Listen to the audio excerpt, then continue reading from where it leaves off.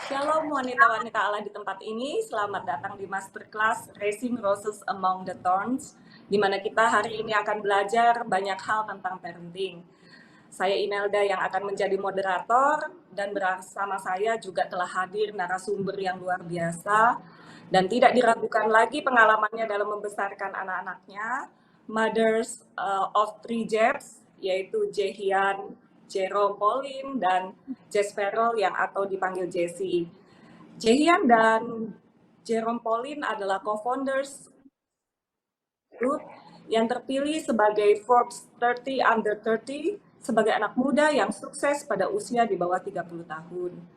Mari kita sambut wanita Allah yang luar biasa, istri dari seorang pendeta dan juga ibu dari 3 orang anak, yaitu Ibu Krisi.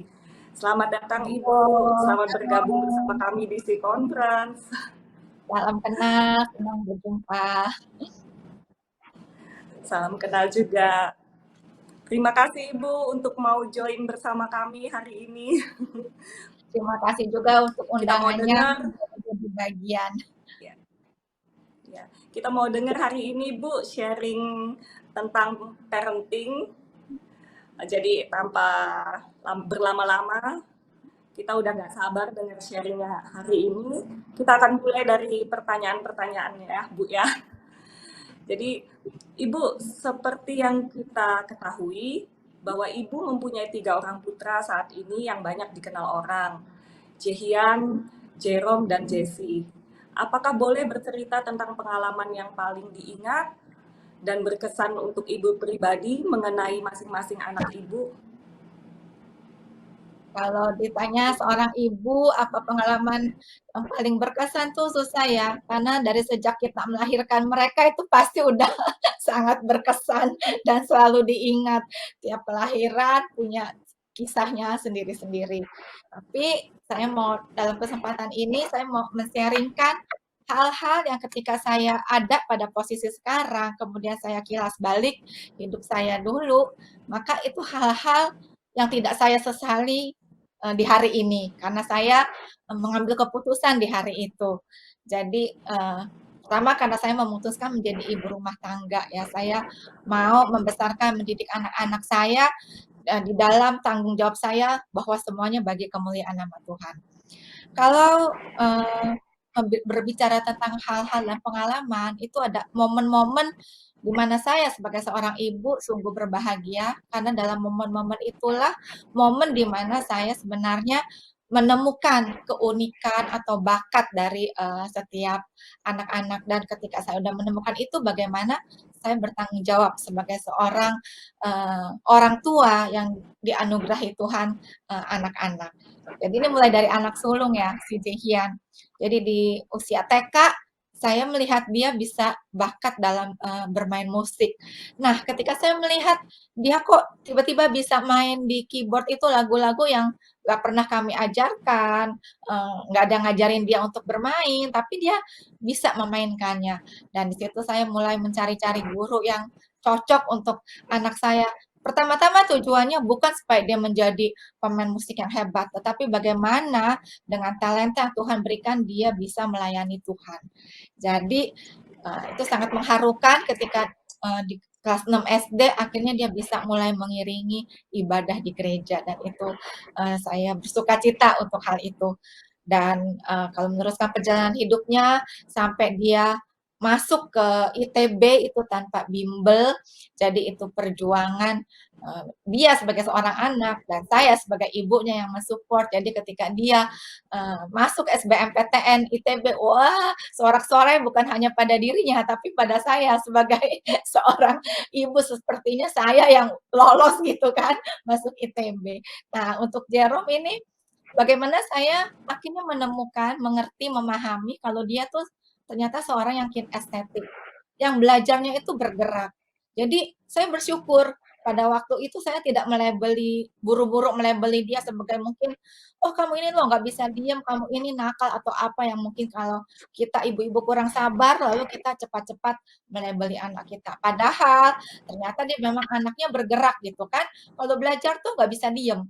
sambil mainin bola lah, sambil mainin pulpen, sambil nendang sesuatu, tapi sesungguhnya dia belajar gitu.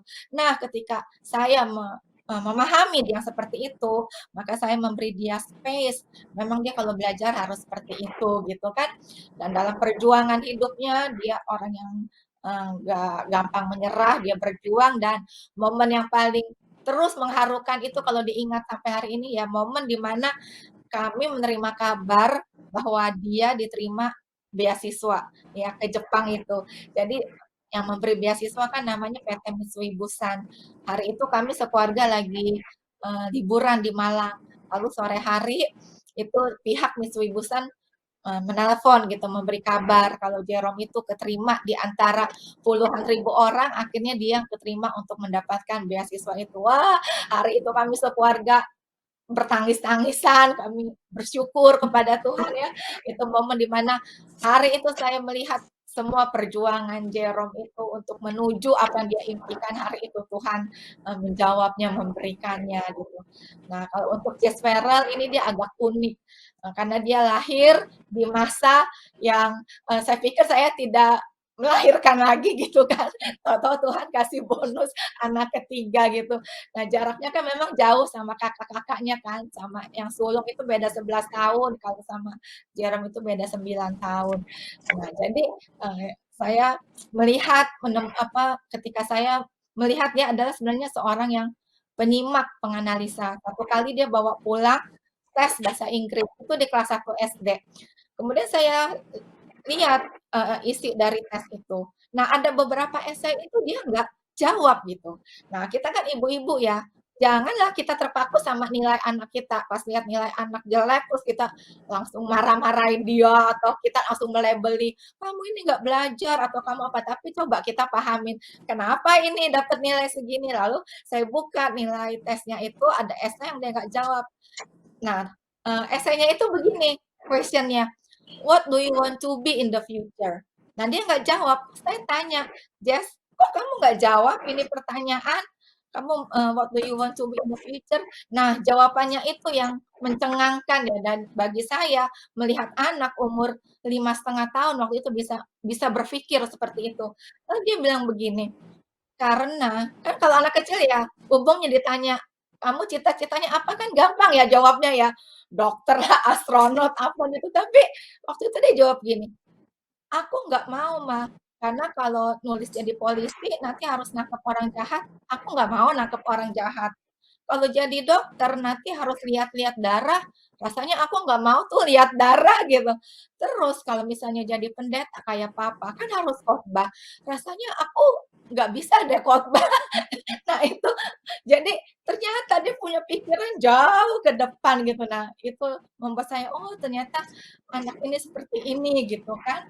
Dan terus dalam perjalanan hidupnya saya mendampingi dia dalam proses belajar selanjutnya sampailah dia di kelas 6 SD di mana dia harus menghadapi UN dan kebetulan kan kurikulum sekolahnya tuh Cambridge jadi kan beda ya sama kurikulum pemerintah tapi tetap harus menghadapi UN. Nah, hanya perlu waktu 2 bulan untuk beradaptasi dan dia tuh ada keraguan apa aku bisa. Tapi saya dan papanya selalu bilang kamu bisa, Jess. Ayo belajar, ayo. Kami beri tantangan, ayo kamu kalahkan nilai UN Abang Jehian sama Abang Jerome. Dia kayak bingung, apa? Aku harus ngalahin nilai UN-nya Bang Ian dan Bang Jerome, masa sih aku bisa? Bisa, ayo kamu bisa gitu kan. Akhirnya itu momen yang paling membahagiakan ketika dia dapat pengumuman nilai UN itu dan benar dia bisa mengalahkan nilai abang-abangnya gitu. Jadi hari di mana dia menerima pengumuman nilai UN itu juga seperti hari di mana saya yang mendapatkan nilai itu kan. Jadi bagi ibu-ibu, ayo kita jangan gampang menyerah ketika anak kita menghadapi ayo dampingi, ayo support. Maka keberhasilan dia itu juga menjadi keberhasilan kita. Jadi ya itulah kurang lebih pengalaman-pengalaman yang saya ingat dalam keunikan anak-anak kami. Iya, luar biasa ya Bu ya. Saya juga sempat baca tuh kalau ternyata si Jessie berhasil mengalahkan nilai UN kakak-kakaknya ya. Luar biasa dan yang dari saya highlight dari apa yang Ibu sharing tadi bahwa keputusan Ibu sebagai memutuskan sebagai ibu rumah tangga itu adalah keputusan yang sangat tepat ya, di mana Ibu memutuskan menjadi ibu rumah tangga itu sebagai sesuatu yang Ibu bangun untuk mendidik anak-anak Ibu bagi kemuliaan nama Tuhan. Itu luar biasa. Saya salut dengan keputusan Ibu itu karena nggak gampang buat wanita-wanita zaman sekarang ya Bu ya untuk benar-benar fokus memutuskan untuk bisa menjadi ibu rumah tangga secara full time pada saat-saat sekarang ini ya, masa-masa seperti ini modern begini ya Bu ya, luar biasa. Ibu kalau boleh dibagikan juga, apakah ada ajaran yang Ibu tekankan atau parenting style dalam Ibu mendidik anak-anak Ibu? Apakah ada perlakuan tertentu atau memang itu boleh Ibu ceritakan deh? Kalau ajaran yang selalu kami tekankan dari kecil itu Amsal 1 ayat 7 ya. Tetapi takut akan Tuhan adalah permulaan hikmat dan pengetahuan. Jadi itu selalu kami tekankan kepada mereka sejak mereka kecil. Itu menjadi ayat hafalan dalam keluarga kami. Sebab ketika kamu berlaku benar, itu bukan karena kamu anak pendeta, tapi karena kamu anak Tuhan. Ketika kamu nggak nyontek di sekolah, bukan karena kamu takut sama gurumu, gitu kan? Tetapi karena kamu anak Tuhan. Makanya kami selalu tekankan itu, hidup takut akan Tuhan. Nah, kalau secara parenting style, secara general pasti dalam keluarga itu kan harus punya aturan, itu basicnya kan. Kita ada aturan-aturan yang harus disepakati oleh anak-anak. Tentunya berbeda ya aturan ketika mereka masih di usia TK, SD, ketika mereka remaja, dan bahkan sampai hari ini walaupun dua anak yang besar itu sudah mandiri, tetapi ketika mereka belum mendirikan rumah tangga mereka sendiri, tetap mereka terikat oleh peraturan kita bersama di rumah kami. Nah, peraturan-peraturan itu diisi oleh apa? Disiplin, ya kan? Ada reward, ada punishment gitu. Nah, tapi tiap anak pasti kan unik. Tiap anak punya karakternya sendiri-sendiri. Kita punya peraturan, kita punya penerapan disiplin, kita punya reward, kita punya punishment, tetapi actionnya kepada tiap anak tuh berbeda gitu. Kalau bagi Jehian, dia tuh lebih takut hukuman gitu. Dia orangnya gampang kayak berpuas diri gitu. Oh, aku dapat 8, that's okay, udah cukup gitu loh. Nah, jadi kita bagaimana kita memacu dia gitu. Dia lebih takut pada hukuman. Tapi kalau Jerome, dia lebih termotivasi sama reward. Nah, jadi kalau ada reward sesuatu, dia sangat berkompetitif untuk bisa mendapatkan reward itu dalam segala segi gitu. Nah, kalau Jess Farrell ini yang kadang saya agak sulit memahami. Kayak santai tapi pelajarannya bagus. Pengen marah sebenarnya Jess, kamu tuh udah belajar belum sih? Kayak kayak tidak belajar gitu kan, tapi nilainya bagus. Jadi ini mamanya mau marah bagaimana ya? Jadi, nah itu bagaimana kita mengenali keunikan karakter tiap anak. Nah, perlakuan kita untuk mendisiplin mereka, untuk memberi konsekuensi kepada ketika mereka menyalahi aturan atau mereka melanggar aturan, dan bagaimana kita memberi punishment itu. Nah, itu yang harus kita bedakan di tiap anak. Begitu sih. Oke, terima kasih Ibu. Jadi memang perlakuan untuk masing-masing anak itu akan berbeda satu dengan yang lain karena mereka memang pada dasarnya mereka unik ya Bu ya. Ya. Memang Dan tidak ada kita yang juga sama. jangan ragu juga memberi rotan. Kalau firman Tuhan bilang kan dihajar dengan rotan. Jadi itu bagi ibu-ibu khususnya yang punya anak-anak sampai usia emas, usia 9 tahun di mana pembentukan karakter itu terjadi. Nah, itu kita jangan manjain anak, kita harus tega gitu. Kalau memang mereka harus mendapat hukuman atau konsekuensi dari salahnya mereka, kita harus tega gitu supaya mereka ngerti mereka bersalah gitu. Jangan kita cuma ngomong doang, awas ya, tapi nggak pernah terjadi konsekuensi dari kesalahan mereka, maka mereka nggak akan pernah belajar dari kesalahan. Betul, setuju. Itulah yang membuat kita juga belajar menjadi orang tua, bahwa sebagai orang tua kita juga harus disiplin ya Bu ya, supaya anak Betul. juga belajar konsekuensi-konsekuensi yang Mhm. dari apa yang dia lakukan gitu ya. Jadi memang orang tua juga punya peranan yang cukup besar dalam mendidik anak-anak ya Bu ya. Saya setuju sekali Sangat. dengan itu Bu. Dan takut akan Tuhan adalah awal dari pengetahuan, itu udah nilai yang pasti gitu ya Bu ya, yang harus kita ajarkan ke anak-anak kita. Itu luar biasa. Bu, kalau boleh tahu lagi nih, Jehian dan Jerome kan merupakan sosial media influencer melalui channel YouTube ataupun kegiatan Instagramnya mereka.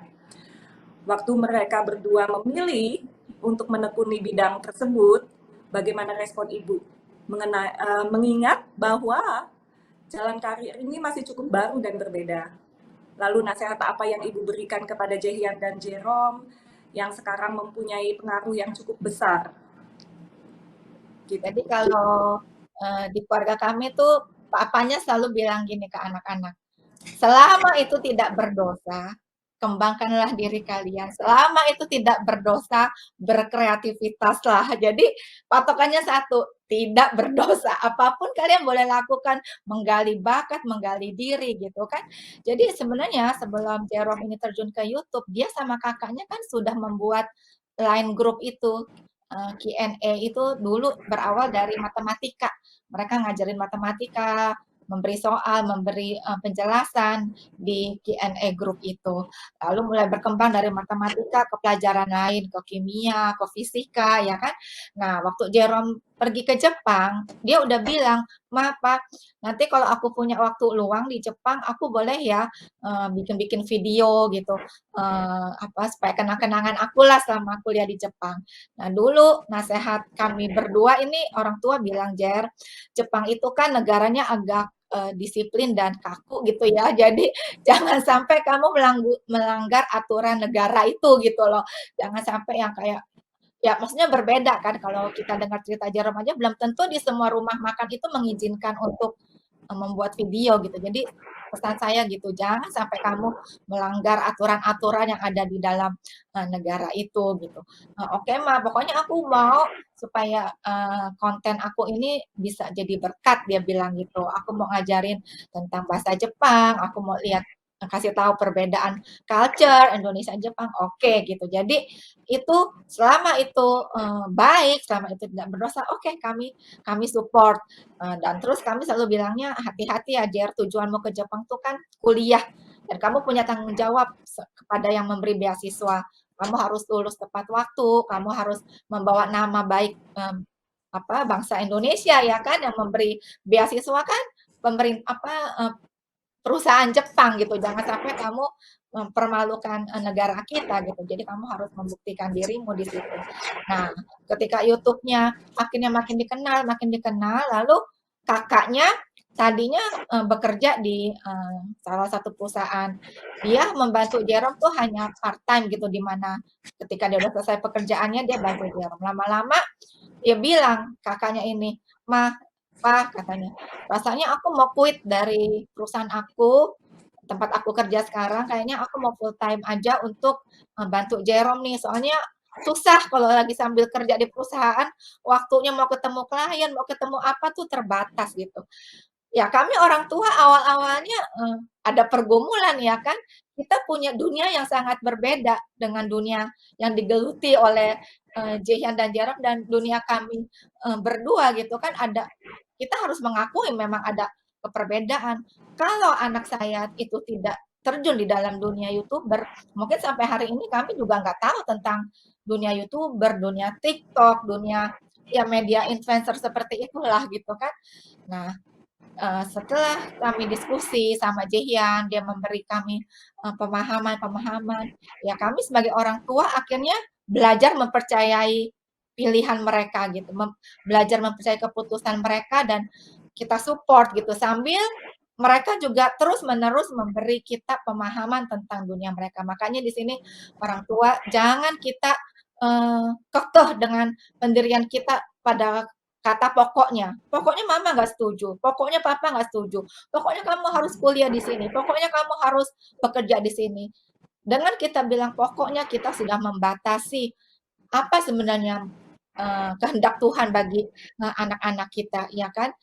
Apa maunya Tuhan bagi anak-anak kita gitu. Jadi kita sebagai orang tua, kita hanya mensupport mereka, kita doakan mereka, dan komunikasi itu harus terus berlangsung gitu antara orang tua sama anak kita, mengerti pemikiran mereka, dunia mereka, pemahaman mereka. Jadi kita bisa belajar bersama-sama. Kalau kita ya ini kan masih jadul-jadul juga ya, kayaknya pikirnya oh kalau kamu kerja di perusahaan yang besar yang sudah established yang apa itu namanya baru oke gitu kan. Tetapi ya itu memang ini ada pergumulan dan saatnya orang tua belajar mempercayai keputusan anak-anak. Luar biasa Bu ya, support orang tua sangat berdampak buat anak ya. Jadi selama itu anak-anak berkreasi, selama itu tidak berdosa dan selama itu menjadi berkat, harusnya memang orang tua selalu support anak-anak kita ya Bu ya. Luar Ya, biasa. dan yang kedua Dan tadi kan Ibu, ya, ya, Ibu Imelda tadi kan bilang kalau udah besar sekarang influencernya apa followersnya ya sudah banyak. Kira-kira selalu nasihatnya apa itu yang kedua yang saya mau tekankan saya dan papanya selalu bilang bahwa apa yang kalian capai itu adalah anugerah Tuhan. Jadi selalu berlandaskan pada itu anugerah Tuhan. Banyak yang dapat beasiswa, banyak orang pintar, banyak YouTuber, tapi Tuhan yang memakai kamu menjadi orang-orang yang bisa mempengaruhi pada zaman kalian, maka itu adalah anugerah Tuhan. Ketika kita berlandaskan semua pada anugerah Tuhan, kita selalu katakan kepada anak-anak, makanya kita tidak boleh sombong, karena itu anugerah Tuhan. betul, setuju sekali ya Bu ya. Jadi selalu tetap menjadi berkat ya di dalam apapun yang Ya, mereka lakukan ya Bu ya. Ini pasti banyak penasaran Ibu. Menurut Ibu, bagaimana campur tangan Tuhan dalam membentuk hidup kita sebagai wanita dalam menjadi seorang ibu, dan apakah keunikan atau kemampuan tertentu untuk menjadi seorang ibu? ketika Silakan Tuhan Bu. pilih kita untuk menjadi seorang ibu, itu udah pasti anugerah, ya kan? Kita dipercaya untuk menjadi seorang ibu. Saya mau mengutip apa yang dikatakan Thomas Alva Edison, bahwa ibu adalah alat yang dipakai Tuhan untuk mengubah dunia melalui anak-anak mereka. Keren ya?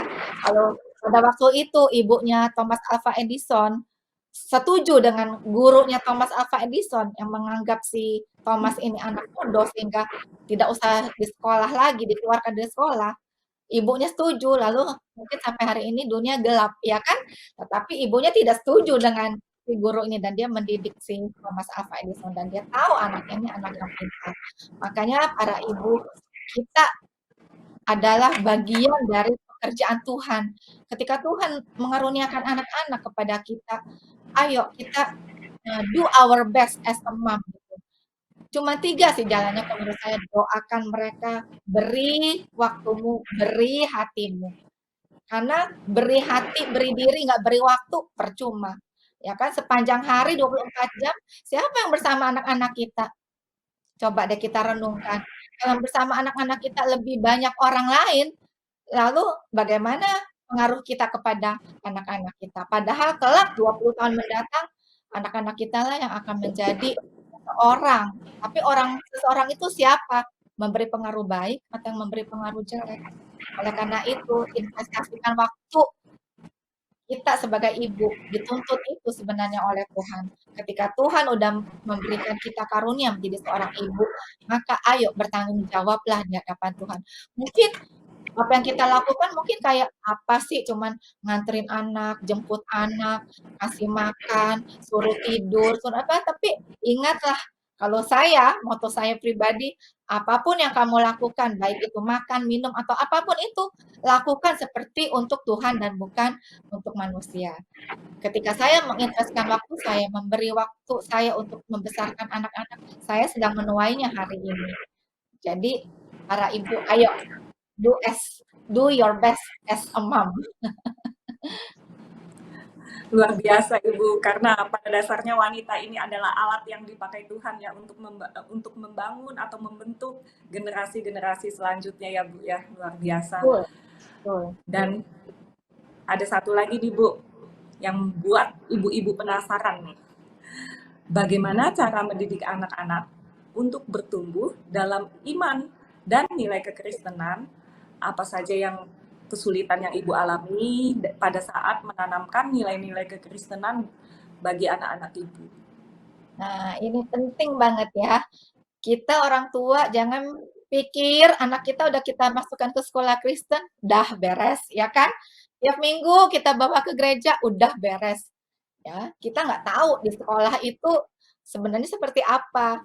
Di sekolah minggu sebenarnya seperti apa. Kalau kita tidak berinteraksi langsung dengan anak-anak kita. Oleh karena itu kalau dari kecil anak-anak kami biasakan pada sampai mereka usia SD ya, saya dan papanya selalu bercerita cerita-cerita firman Tuhan. Kami punya seri buku-buku firman Tuhan untuk anak-anak, baik yang dari bergambarnya komik sampai gambar yang besar-besar, pokoknya membuat mereka ikut melihat dengan antusias gitu. Nah, selain kita bercerita tentang firman Tuhan, maka kita juga berdiskusi gitu, mendengarkan cerita mereka tentang kejadian hari ini apa. Nah, dalam berdiskusi itulah penting banget terus kita menerapkan firman Tuhan itu dalam kehidupan. Jadi apapun yang terjadi pada anak-anak kita, masalah-masalah yang mereka hadapi, itulah saatnya kita memasukkan nilai-nilai firman Tuhan itu. Bukan sekedar mereka dengar ceritanya, tetapi mereka tahu mengaplikasikannya dalam hidup. Dan yang biasanya sulit nih bagi orang tua apa sih menanamkan nilai-nilai firman Tuhan itu? Yang paling sulit biasanya jadi teladan, ya kan? Kita menyekolahkan anak kita di sekolah Kristen, kita bawa ke gereja. Lalu tiap hari mama papanya tengkaran terus anaknya belajar apa ya tentang kasih, ya kan? Terus mamanya nggak sabaran sama anaknya dimarahin terus gitu kan. Terus anaknya mau belajar apa ya tentang kesabaran gitu kan. Terus mamanya nggak suka sama pembantu rumah tangga misalnya kan, atau sama saudara yang lain diomongin yang jelek-jelek, terus anaknya mau belajar apa tentang firman Tuhan? Kalau dalam hidup kita nggak menjadi teladan.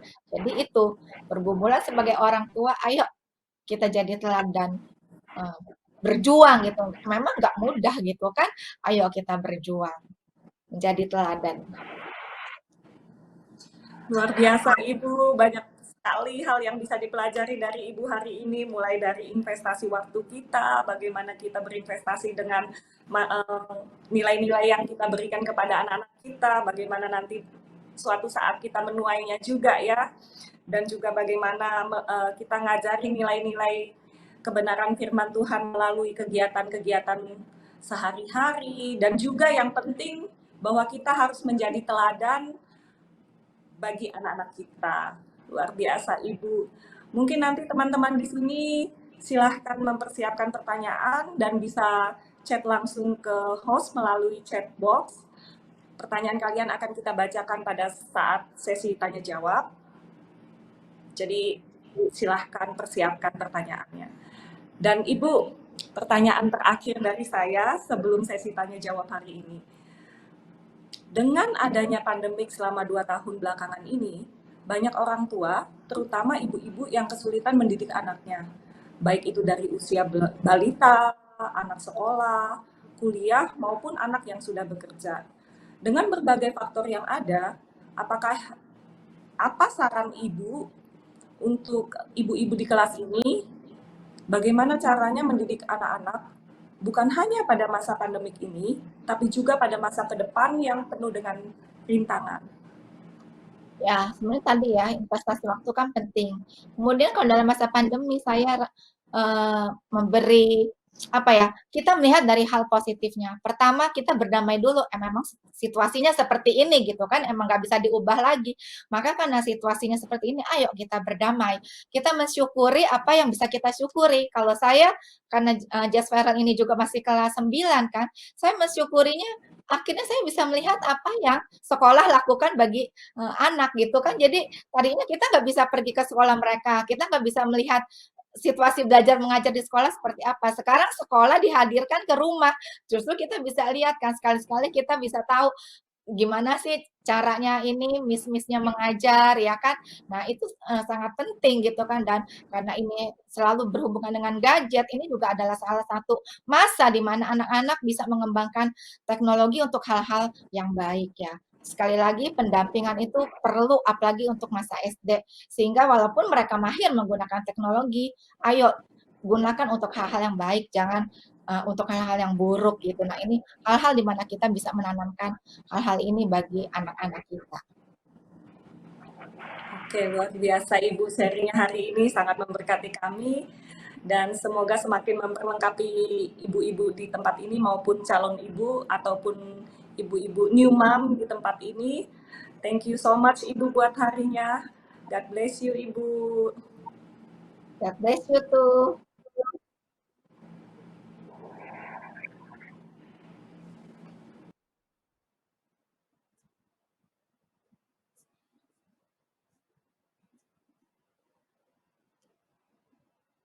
Nggak ada suaranya.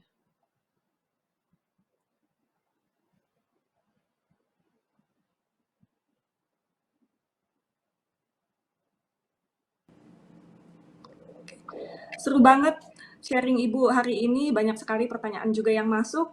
Nah, sekarang kita mau bertanya sama Ibu dari beberapa pertanyaan yang sudah kita rangkum, Bu. Menjadi seorang ibu sangatlah luar biasa ya, Bu. Banyak peran yang harus dipenuhi. Tapi mungkin ada juga masanya saat kita pengen menjadi ibu yang terbaik, tapi kita masih belum bisa gitu ya, masih kurang sabar, mungkin kita juga lelah, mungkin kita juga burn out gitu ya, Bu. Nah, mungkin dari Ibu apakah ada tips tertentu untuk kita bisa menjadi ibu yang terbaik dan tidak burn out dan juga bisa menjadi ibu yang lebih sabar gitu, Bu. Silahkan Ibu. Ya, memang perjuangan itu nggak mudah ya kan. Perjuangan itu harus terus-menerus dilakukan. Tapi memang sebagai manusia yang ada batasnya, pastilah kita satu kali ngalamin burnout itu.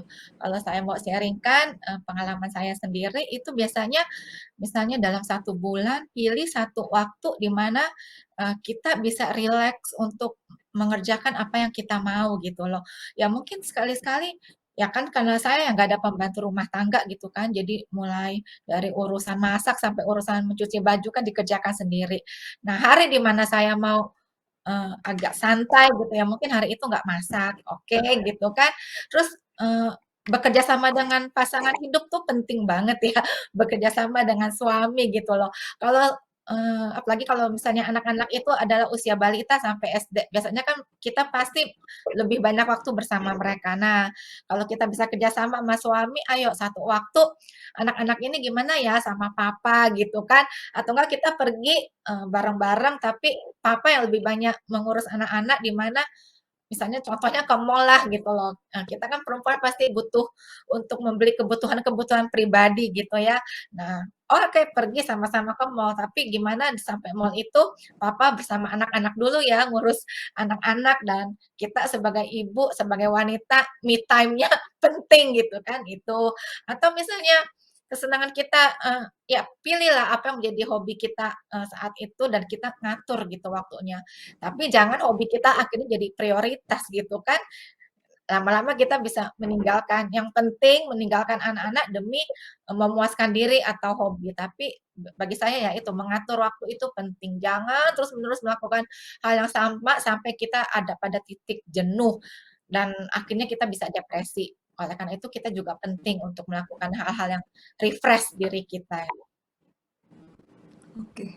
Berarti ini penting ya Bu ya, kita harus manage waktu kita dengan baik juga dan juga kerjasama dengan pasangan kita ya Bu ya. Setuju banget ketika kita bisa kerjasama sama pasangan kita bisa ngatur tuh ya, ada waktu untuk bersama ayah dan ada quality time ya, Betul quality time betul. sama papa, ada quality time sama mama juga. Luar biasa Ibu. Ibu ada pertanyaan yang kedua nih. Melihat Jehian, Jerome, dan mendengar sharing Ibu hari ini, sebenarnya mereka bisa enjoy proses belajar mereka ya Bu. Sedangkan membuat atau meningkatkan kesukaan terhadap belajar pada anak-anak itu terkesan sulit banget. Anak-anak kadang kan suka males belajar atau mungkin banyak distract dengan hal-hal yang lebih seru dibandingkan belajar. Nah, apakah ada cara tertentu dari ibu untuk meningkatkan semangat belajar pada anak, Bu? Kalau, meningkatkan semangat belajar ya, pertama sebenarnya kalau kita tahu anak kita, siapa gurunya di sekolah itu juga penting.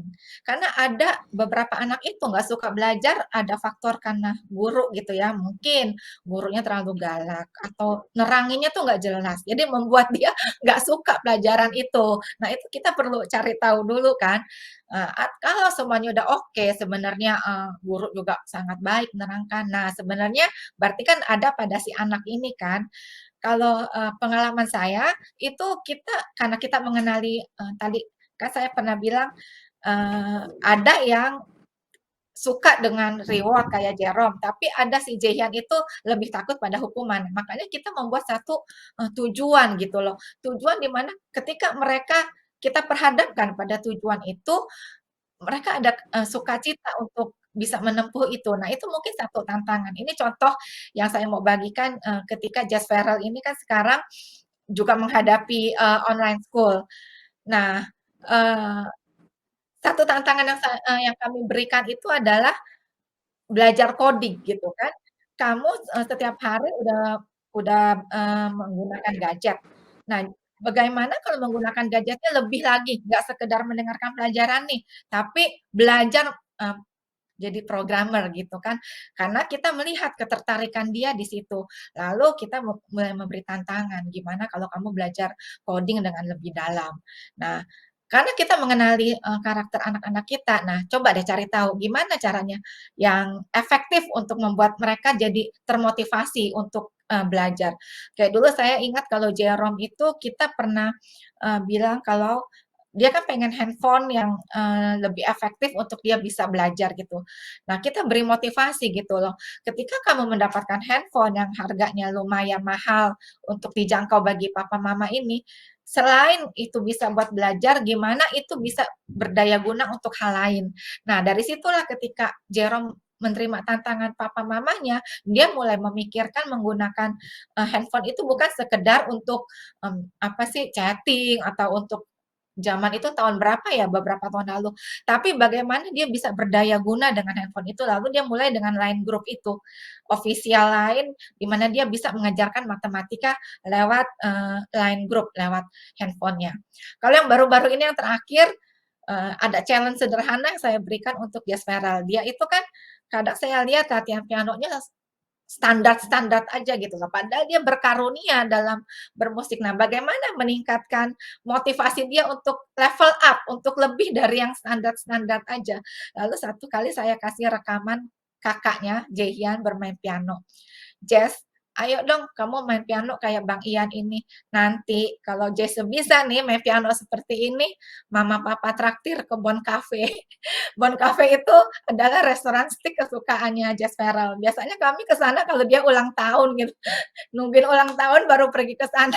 Nah, sekarang kita kasih challenge di mana dia harus level up gitu main pianonya. Ya, jadi apa ibu-ibu temukan deh hal-hal yang menjadi kesenangan anak-anak kalian, lalu kalian buat, tantangan di situ. Kita challenge mereka gitu dengan, menaikkan, apa yang membuat mereka termotivasi untuk mencapai itu. Ayo kita, temukan, tiap anak kan unik, hanya para ibu yang bisa, mengetahuinya dan bagaimana memotivasinya.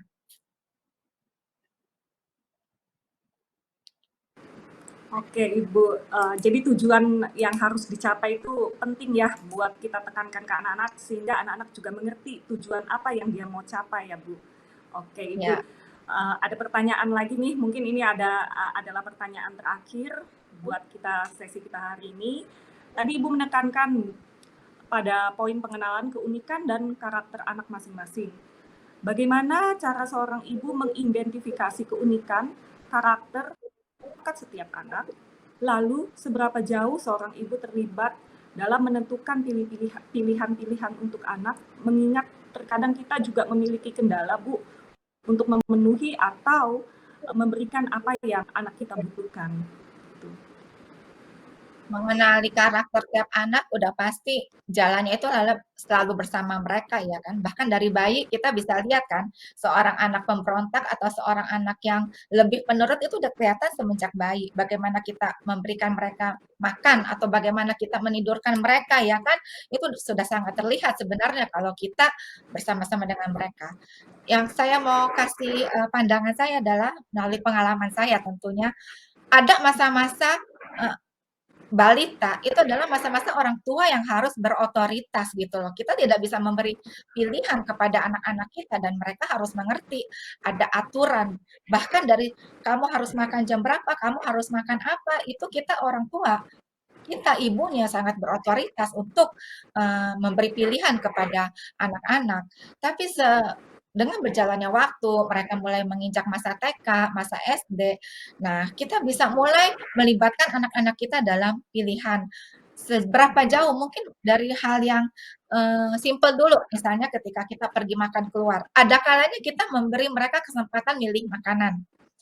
Tetapi ketika mereka sudah milih, ada konsekuensi. Kamu udah milih ini, kamu harus habiskan. Gitu. Jangan mereka udah pilih terus mereka rasa nggak enak, mereka nggak mau. Itu nggak ada pembelajarannya. Di situ kita mengajari anak ketika mereka memilih ada konsekuensinya dari keputusanmu. Tapi ada kalanya itu kita yang menentukan gitu loh. Kita mau makan kemana, lalu kita menentukan. Karena kalau bagi kami ketika makan keluar, apalagi itu adalah ajakan dari seseorang lain gitu, keluarga lain, maka kita punya peraturan. Yaitu pertama, kamu nggak boleh pilih yang ditawarkan oleh orang itu. Misalnya ditanya mau apa, kamu nggak boleh pilih. Kamu harus menjawab balik, terserah om, terserah tante, gitu kan peraturannya gitu ya. Atau ketika itu makan bukan dalam rangka istimewa, hanya karena lagi mama nggak masak nih, kita mau makan keluar. Ya udah nggak usah macam-macam, nggak usah memberi pilihan kamu mau makan apa-apa. Kita kita berhak gitu menentukan. Tapi ketika itu adalah acara istimewa, mungkin ada kelegaan sedikit dalam budget, makanya anak bisa ikut memilih, menentukan. Nah, itu hal simpel. Terus kemudian berpakaian gitu ya. Saya melihat di zaman ini banyak orang tua itu ketika anak-anaknya mulai remaja seperti tidak berani untuk menentang cara berpakaian mereka gitu. Jadi saya seringkali kalau jalan ke mall khususnya gitu melihat bagaimana anak-anak remaja perempuan ya khususnya itu pakai celana super pendek gitu kan atau pakai baju atasan yang tank top gitu. Yang menurut pandangan saya ya anak remaja seperti itu harusnya kan itu tidak sopan gitu loh. Kalau saya punya anak perempuan, nggak mungkin saya mengizinkan mereka seperti itu. Tetapi dengan satu slogan bahwa itu adalah kebebasan, itu adalah ekspresi, lalu orang tua akhirnya tidak tidak berani gitu loh untuk memberitahu karena mungkin teman-temannya ngikutin mode atau apa. Saya merasa itu salah ya sebagai orang tua kita punya otoritas untuk memberitahu cara berpakaian apa gitu. Tapi karena saya anak saya laki-laki ketika ditanya Jess yuk kita mau beli baju. Oke, yang pasti jadi ibu adalah anugerah Tuhan, dan kedua ketika itu adalah anugerah maka kita harus mempertanggungjawabkannya ya kan. Semuanya adalah bagi kemuliaan nama Tuhan. Kita ibu adalah alat yang dipakai Tuhan untuk mempersiapkan satu generasi. Oleh karena itu mari investasikan waktu kita, diri kita bagi pendidikan anak-anak kita. Supaya kelak 20 tahun dari sekarang kita boleh melihat anak-anak kita adalah anak-anak yang berdampak bagi zamannya, bagi bangsanya, dan nama Tuhan ditinggikan, dimuliakan atas kehidupan anak-anak kita. Amin.